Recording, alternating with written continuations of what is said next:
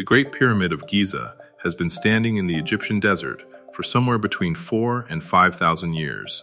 That's a long time to keep a secret. And yet, if you sit with the archaeology long enough, really sit with it, you start to notice that a lot of what we say with confidence about this structure is actually far less settled than the textbooks suggest. Not because there's anything supernatural going on, but because the evidence, when you look at it honestly, leaves a lot of open questions that haven't been satisfactorily answered. That's what we're going to talk about today. Not theories, not conspiracy, just the actual evidence, the actual gaps in the record, and some of the serious research that mainstream archaeology has been slow to engage with. The conventional story most of us learned goes something like this.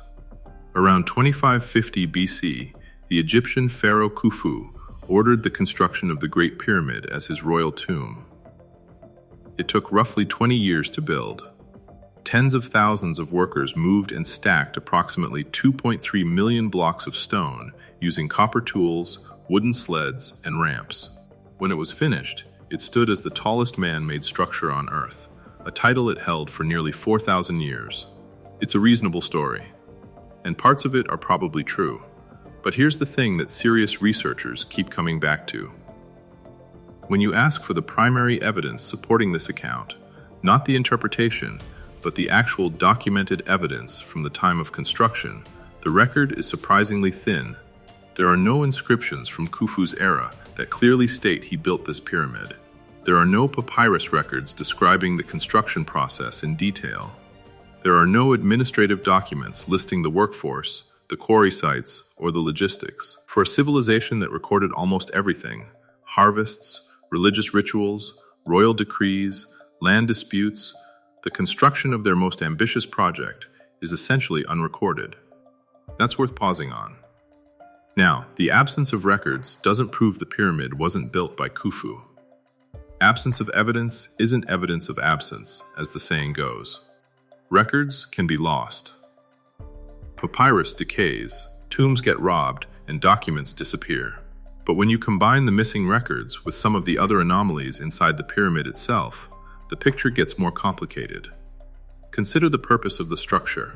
Every other royal tomb we found in Egypt has a recognizable profile, hieroglyphic inscriptions glorifying the pharaoh, painted walls and ceilings, grave goods, the objects and treasures the king was meant to carry into the afterlife, and at the center of it all, the mummified remains of the person the tomb was built for. The Great Pyramid has none of that. Inside the so-called king's chamber sits a large open granite coffer. No lid, no inscriptions on the walls, no artifacts of any kind that suggest a royal burial, and no body, not even fragmentary remains, or any biological trace of Khufu. Egyptologists generally explain this by suggesting the tomb was robbed in antiquity, possibly thousands of years ago. That's plausible. Tomb robbery was rampant throughout ancient Egyptian history. But it doesn't fully resolve the question, because even in robbed tombs, things get left behind. Wall paintings survive. Broken fragments of grave goods remain. And crucially, other Egyptian tombs, even heavily looted ones, bear the inscriptions that identified whose tomb they were. The Great Pyramid has none of that identifying material anywhere inside it. There's also the question of the granite coffer itself. It's too large to have been brought through the existing entrance passages, which means it had to have been placed inside the chamber during construction, before the roof was finished.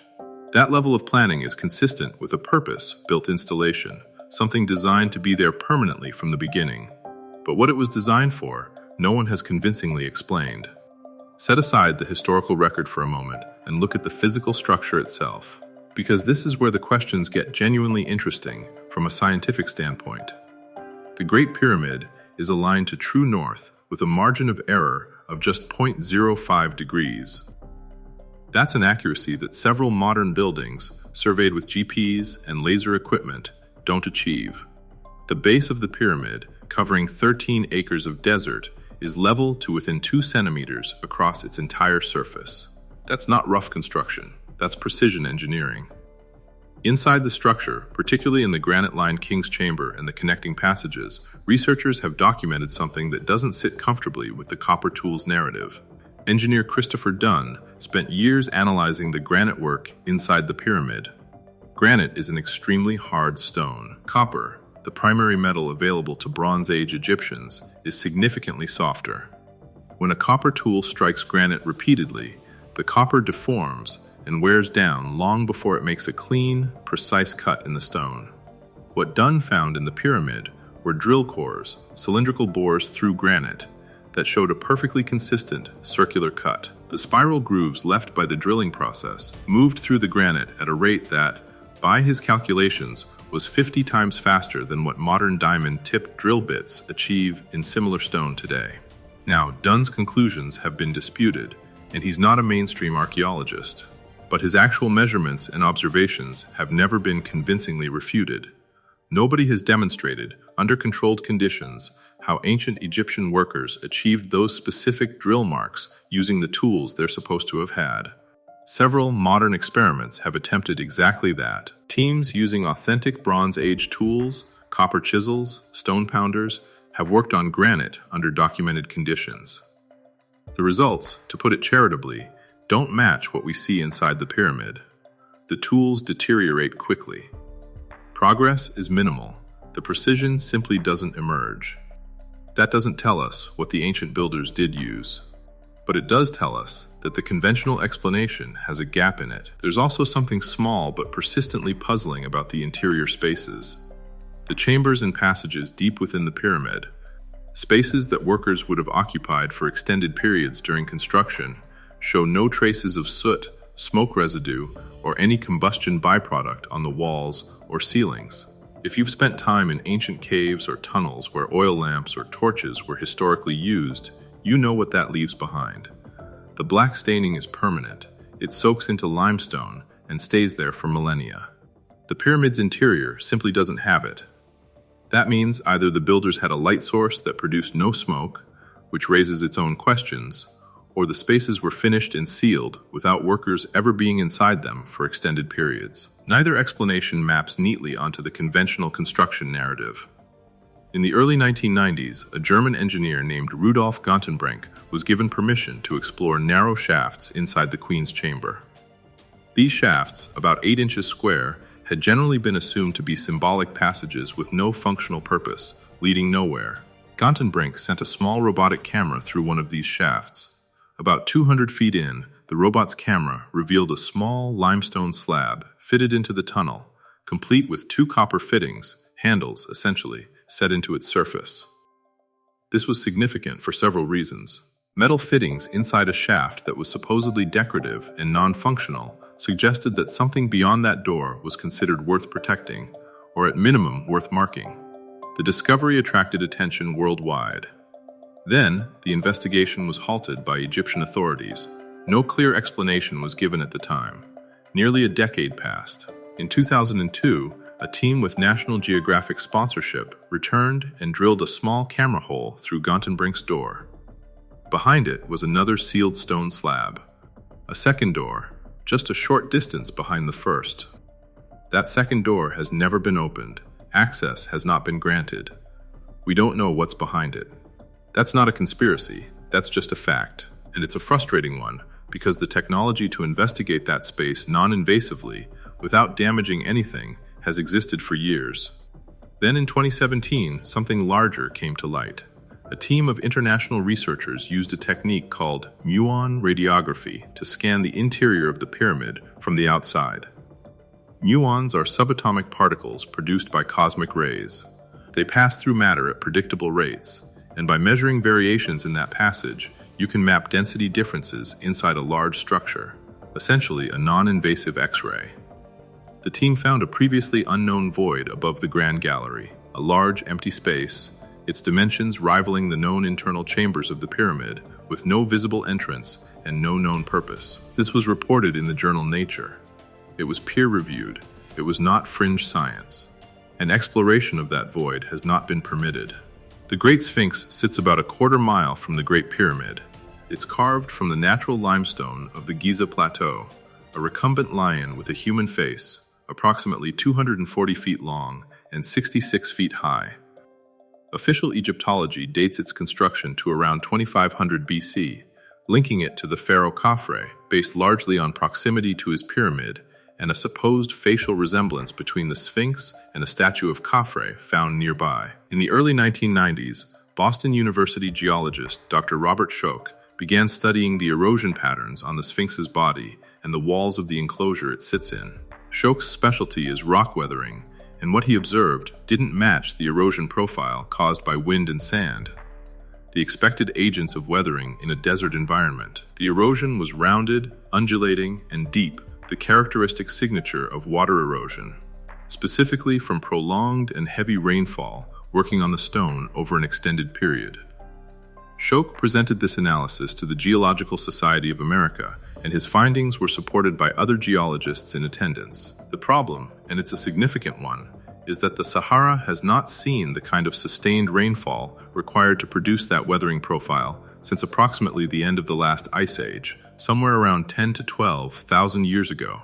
If Schoch is correct, and the geological argument is substantive, then either the Sphinx is considerably older than mainstream Egyptology accepts, or its lower body was carved from an existing natural formation that predates the 2500 BC construction date by thousands of years. The standard Egyptological response to Schoch's work has not been to refute the geology. It's been to point out that an older Sphinx contradicts the established timeline, which is not technically a counter-argument. It's worth being honest about the state of this debate. Schoch's interpretation isn't universally accepted. Some geologists have proposed alternative explanations involving subsurface water or unusual local conditions, but the alternative explanations have their own weaknesses, and Schoch's core observations, the profile of the erosion itself, have not been explained away. This matters because if the Sphinx is significantly older than 2500 BC, it opens a question that archaeology hasn't been comfortable asking. Who was here, and what did they know before the civilization we call ancient Egypt? In the 1990s, researcher Robert Bauval noticed something about the layout of the three main pyramids at Giza that he found difficult to dismiss as coincidence. The three pyramids, Khufu, Khafre, and Menkaure, are not in a straight line. Menkaure is offset to the east, relative to the other two.